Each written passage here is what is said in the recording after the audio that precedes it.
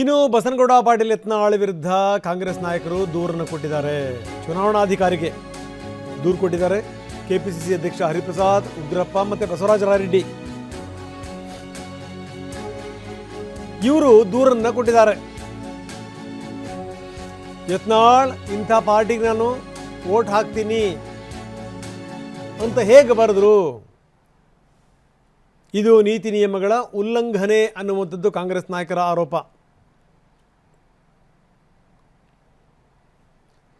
So ಇದೀಗ ತಾನೇ ಉಗ್ರಪ್ಪ ಮಾತಾಡ್ತಾ ಇದ್ರು, ಏನಪ್ಪ ನೆಕ್ಸ್ಟ್ ಬನ್ನಿ ನಮ್ಮ ಪ್ರತಿನಿಧಿ ಪ್ರಸನ್ನ ಈಗ ನಮ್ಮೊಂದಿಗೆ ನೇರ ಸಂಪರ್ಕದಲ್ಲಿದ್ದಾರೆ. ಪ್ರಸನ್ನ, ಓವರಾಲ್ ನಾವು ಮಾತಾಡೋದಾದರೆ ನಾಯಕರುಗಳು ಮಾತಾಡ್ತಿರುವಂಥ ಮಾತನ್ನು ನೋಡಿದ್ವಿ. ಈ ಆತ್ಮಸಾಕ್ಷಿಯ ಮತ ಅಂದ ತಕ್ಷಣವೇ ಅನುಮಾನ ಬರಬೇಕು. ಯಾಕಂದರೆ ಬೆಳಗ್ಗೆ ಜಿ ಟಿ ದೇವೇಗೌಡರ ಜೊತೆಗೆ ನೀವು ನಿರಂತರವಾಗಿ ಮಾತಾಡ್ತಾ ಹೋದ್ರಿ, ಅವ್ರನ್ನ ಬೆನ್ನತ್ತಿ ಮಾತಾಡಿಸಿದ್ರಿ. ಅವರು ಕೂಡ ಹೇಳಿದ್ದೆ ಅನ್ನೋದ್ರೆ ಆತ್ಮಸಾಕ್ಷಿಯ ಮತ. ಎಲ್ಲೋ ಒಂದು ಕಡೆಗೆ ಆತ್ಮಸಾಕ್ಷಿಯ ಮತ ಅಂತಂದರೆ ತಪ್ಪೋಗುವಂಥ ಮತಗಳು ಅಂತ ಅಂದ್ಕೊಂಡ್ಬಿಡ್ಬೇಕು ಏನೋ. ಹೀಗಾಗಿ ನಂತರ ಮಾತಾಡಿದಂಥವ್ರು ಎಸ್ ಟಿ ಸೋಮಶೇಖರ್ ಕೂಡ ಆತ್ಮಸಾಕ್ಷಿಯ ಬಗ್ಗೆ ಮಾತಾಡಿದ್ರು. ಅದಾದ ನಂತರ ಹೆಬ್ಬಾರ್ ಕೂಡ ಆತ್ಮಸಾಕ್ಷಿಯ ಬಗ್ಗೆ ಮಾತಾಡಿದ್ರು. ಇನ್ನು ಹೆಬ್ಬಾರ್ ಹೇಳಿದ್ರು, ಸೌಜನ್ಯಕ್ಕಾದರೂ ನನಗೊಂದು ಮಾತು ಕೇಳಲಿಲ್ಲ ಅಂತ. ಸೌಜನ್ಯಕ್ಕೇನಾದರೂ ಕೇಳಿದ್ದಿದ್ರೆ ಇವರು ಸೌಜನ್ಯದ ಮತವನ್ನು ಹಾಕ್ತಾ ಇದ್ರಾ ಅನ್ನುವಂಥದ್ದು ಒಂದು ದೊಡ್ಡ ಪ್ರಶ್ನೆ. ಅದು ಒಂದು ಕಡೆಗೆ. ಅದೆಲ್ಲ ಆದಮೇಲೆ ಈ ಯಾವ್ಯಾವ ರೀತಿ ಕಾರ್ಯತಂತ್ರಗಳು ಓಟ್ ಹಾಕ್ಸುವಂಥದ್ದು ಅದೆಲ್ಲವೂ ಕೂಡ ಬದಲಾಯಿತು. ಇದೀಗ ತಾನೇ ನಾವು ನೋಡಿದ್ವಿ. ಈಗ ಯತ್ನಾಳ್ ಅವರ ವಿರುದ್ಧ ಕಾಂಗ್ರೆಸ್ ಈಗ ದೂರನ್ನು ಕೂಡ ದಾಖಲಿಸಿದೆ. ಓವರಾಲ್ ಏನಿದೆ ವಿವರ? ರಂಗನಾಥ್, ಯಾವುದೇ ಒಬ್ಬ ಶಾಸಕರು ತನ್ನ ಆತ್ಮಸಾಕ್ಷಿಯ ಮತವನ್ನ ಹಾಕಿದ್ದೀನಿ ಅಂತಂದ್ರೆ ಅವರು ಪಕ್ಷದ ಚೌಕಟ್ಟನ್ನ ಬಿಟ್ಟು ಎಲ್ಲೋ ಒಂದ್ ಕಡೆ ಆಲೋಚನೆ ಮಾಡಿದ್ದಾರೆ ಅಂತಲೇ ಅರ್ಥ. ಜಿ ಟಿ ದೇವೇಗೌಡ, ಶಿವರಾಮ್ ಹೆಬ್ಬಾರ್ ಮತ್ತು ಎಸ್ ಟಿ ಸೋಮಶೇಖರ್ ಮೂವರು ಶಾಸಕರು ಕೂಡ ಇದೀಗ ಆತ್ಮಸಾಕ್ಷಿಯ ಮಾತುಗಳನ್ನೇ ಆಡ್ತಾ ಇದ್ದಾರೆ. ಜಿ ಟಿ ದೇವೇಗೌಡರು ಇನ್ನೂ ಕೂಡ ಬಹಿರಂಗವಾಗಿ ತಾನು ಯಾರಿಗೆ ಮತ ಹಾಕಿದ್ದೀನಿ ಅನ್ನುವಂಥದ್ದನ್ನ ಒಪ್ಕೊಂಡಿಲ್ಲ. ಆದ್ರೆ ಅವರು ಆತ್ಮಸಾಕ್ಷಿಯ ಮತವನ್ನ ಹಾಕಿದ್ದೀನಿ ಅನ್ನುವಂತಹ ಮಾತುಗಳು ಅವರು ಎಲ್ಲೋ ಒಂದ್ ಕಡೆ ಜೆಡಿಎಸ್ ನ ಚೌಕಟ್ಟನ್ನ ಬಿಟ್ಟು ಮತವನ್ನ ಹಾಕಿದ್ದಾರೆ ಅನ್ನುವಂತ ಅನುಮಾನಗಳು ಬರೋದಕ್ಕೆ ಕಾರಣವಾಗಿದೆ. ಮತ್ತು ಕಾಂಗ್ರೆಸ್ನ ನಾಯಕರು ಅದೇ ವಿಶ್ವಾಸದಲ್ಲಿದ್ದಾರೆ. ಎಸ್ ಟಿ ಸೋಮಶೇಖರ್ ಮತ್ತು ಶಿವರಾಮ್ ಹೆಬ್ಬಾರ್ ಬಹಳ ಕ್ಲಿಯರ್ ಆಗಿದ್ದಾರೆ. ಅವರು ಕಾಂಗ್ರೆಸ್ಗೆ ಮತ ಹಾಕಿದೀವಿ ಅನ್ನುವಂಥದ್ದನ್ನ ಬಹಿರಂಗವಾಗಿ ಒಪ್ಕೊಂಡಿದ್ದಾರೆ. ಎಸ್ ಟಿ ಸೋಮಶೇಖರನ್ನಾಗ್ಲಿ ಅಥವಾ ಶಿವರಾಮ್ ಹೆಬ್ಬಾರ್ ಅವರನ್ನಾಗ್ಲಿ ಬಿಜೆಪಿಯಲ್ಲಿ ಉಳಿಸಿಕೊಳ್ಳುವಂತ ಯಾವುದೇ ರೀತಿಯ ಪ್ರಯತ್ನಗಳು ಕಳೆದ ಕೆಲ ತಿಂಗಳುಗಳಿಂದ ನಡೆದಿಲ್ಲ. ಹೀಗಾಗಿ ಸಹಜವಾಗಿ ಅವರು ಕಾಂಗ್ರೆಸ್ ಕಡೆ ಮುಖ ಮಾಡಿದ್ದಾರೆ. ನಿನ್ನೆ ಶಾಸಕಾಂಗ ಪಕ್ಷದ ಸಭೆ ನಡೀತಾ ಇದ್ದಂತಹ ರೆಸಾರ್ಟ್ಗೆ ಹೋಗಿ ಮುಖ್ಯಮಂತ್ರಿ ಡಿ ಕೆ ಶಿವಕುಮಾರ್ ಅವರನ್ನ ಭೇಟಿಯಾಗಿ ತಮಗೆ ಏನು ಭರವಸೆಗಳು ಬೇಕೋ ಆ ಭರವಸೆಯನ್ನ ಪಡೆದುಕೊಂಡು ಬಂದಿದ್ದಾರೆ. ಮತವನ್ನು ಕೂಡ ಕಾಂಗ್ರೆಸ್ ಪರವಾಗಿ ಹಾಕಿ ಅದಾದ ಬಳಿಕ ಮತ್ತೆ ಮುಖ್ಯಮಂತ್ರಿಗಳನ್ನ ಭೇಟಿ ಮಾಡಿ ತಾವು ಏನ್ ಮಾಡಿದೀವಿ ಅನ್ನುವಂಥದ್ದನ್ನ ಅವರಿಗೆ ಕನ್ವೆ ಮಾಡುವಂತ ಕೆಲಸವನ್ನ ಮಾಡಿದ್ದಾರೆ. ಅಲ್ಲಿಗೆ ಕಾಂಗ್ರೆಸ್ಗೆ ಹೆಚ್ಚುವರಿಯಾಗಿ 2 ಮತಗಳು ಬಂದಿದ್ದಾವೆ ಎನ್ನುವಂಥದ್ದು ನಿಶ್ಚಿತವಾಗಿದೆ. ಇನ್ನುಳಿದಂತೆ ಜಿ ಟಿ ದೇವೇಗೌಡರು ಯಾರ ಪರವಾಗಿ ಮತ ಹಾಕಿದ್ದಾರೆ ಅನ್ನುವಂಥದ್ದು ಗೊತ್ತಾಗದೆ ಹೋದ್ರೂ ಕೂಡ ವಿನಯ್ ಕಾರ್ತಿಕ್ ಅವರ ಪರವಾಗಿಯೋ ಅಥವಾ ಕಾಂಗ್ರೆಸ್ನ ಅಭ್ಯರ್ಥಿಯ ಪರವಾಗಿ ಅವರು ಮತ ಹಾಕಿದ್ದಾರೆ ಅನ್ನುವಂಥ ಅನುಮಾನಗಳಂತೂ ಇದೀಗ ಬೆಳಗ್ಗಿನಿಂದ ನಿರಂತರವಾಗಿ ಓಡಾಡ್ತಾನೆ ಇದೆ. ಅದಕ್ಕೆ ಸಂಬಂಧಪಟ್ಟ ಹಾಗೆ ಮತ ಎಣಿಕೆಯ ಸಂದರ್ಭದಲ್ಲಿ ಒಂದು ಸ್ಪಷ್ಟ ಚಿತ್ರಣ ಸಿಗುವಂತ ಸಾಧ್ಯತೆಗಳಿದ್ದಾವೆ.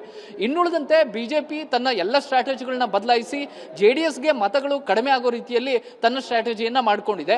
ಅಂದ್ರೆ ಬಿಜೆಪಿಯ ತನ್ನ 2 ಕ್ಯಾಂಡಿಡೇಟ್ಗಳಿಗೆ ಹೆಚ್ಚುವರಿ ಮತಗಳನ್ನ ಹಾಕಿಸ್ಕೊಂಡಿದೆ. ಅದರಲ್ಲಿ ಬಿಜೆಪಿಯ ಬಸನಗೌಡ ಪಾಟೀಲ್ ಯತ್ನಾಳ್ ಅವರ ಮತವೂ ಕೂಡ ಸೇರಿದೆ. ಇದೀಗ ಯತ್ನಾಳ್ ಅವರು ಬಿಜೆಪಿಯ ಪರವಾಗಿ ಹಾಕಿರುವಂತಹ ಮತ ಕಾಂಗ್ರೆಸ್ಗೆ ಎಲ್ಲ ಒಂದು ಕಡೆ ಒಂದು ದೂರನ್ನ ಕೊಡೋದಕ್ಕೆ ಕಾರಣವಾಯಿತು.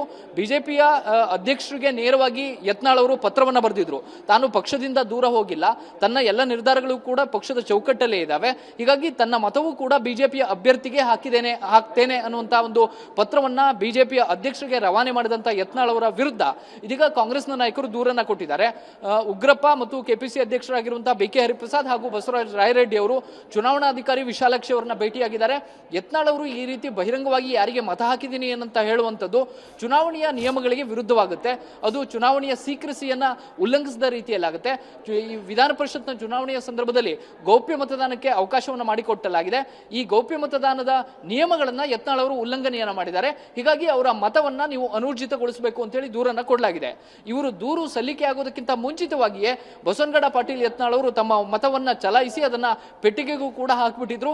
ಹೀಗಾಗಿ ಅದನ್ನ ಅಸಿಂಧುಗೊಳಿಸುವುದು ಅಥವಾ ಅವರಿಗೆ ಅವಕಾಶ ಕೊಡಬೇಕು ಕೊಡಬಾರದು ಅನ್ನುವಂಥದ್ದು ಅಥವಾ ಅವರ ಮತವನ್ನ ಹೇಗೆ ಪರಿಗಣಿಸಬೇಕು ಅನ್ನುವಂಥದ್ದು ಚುನಾವಣಾಧಿಕಾರಿಯವರು ಅದರ ನಿಯಮದ ಆಧಾರದ ಮೇಲೆ ಕ್ರಮವನ್ನು ಜರುಗಿಸ್ತಾರೆ. ಆದರೆ ಸದ್ಯಕ್ಕಂತೂ ಬಸವನಗೌಡ ಪಾಟೀಲ್ ಯತ್ನಾಳ್ ಅವರ ವಿರುದ್ಧ ದೂರು ಮಾತ್ರ ಸಲ್ಲಿಕೆಯಾಗಿದೆ. ಇದರ ಮುಂದಿನ ತೀರ್ಮಾನ ಚುನಾವಣಾಧಿಕಾರಿಗಳಿಗೆ ಬಿಟ್ಟಿದ್ದು. ಈಗ ಇಕ್ಬಾಲ್ ಹುಸೇನ್ ಮತ್ತು ಮುಖ್ಯಮಂತ್ರಿ ಡಿ ಕೆ ಶಿವಕುಮಾರ್ ಹಾಗೂ ಅವರ ಆಪ್ತರೆಲ್ಲರೂ ಕೂಡ ಈಗ ಬಂದು ಮತದಾನ ಪ್ರಕ್ರಿಯೆಯಲ್ಲಿ ಭಾಗಿಯಾಗ್ತಾ ಇದ್ದಾರೆ.